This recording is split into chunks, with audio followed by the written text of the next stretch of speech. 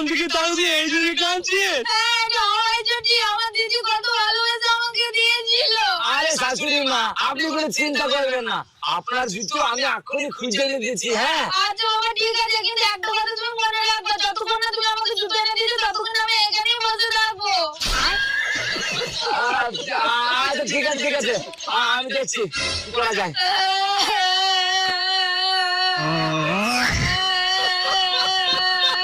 সেই জুতো তো কুকুর নিয়ে চলে গেছে, সেই কুকুরকে আমি এখন কোথায় খুঁজে পাবো? তার থেকে বরঞ্চ এক কাজ করে, নতুন জুতো কিনে এনে শাশুড়িকে সারপ্রাইজ দিয়ে দিই। এটাই ভালো হবে, শাশুড়িও খুশি হয়ে যাবে।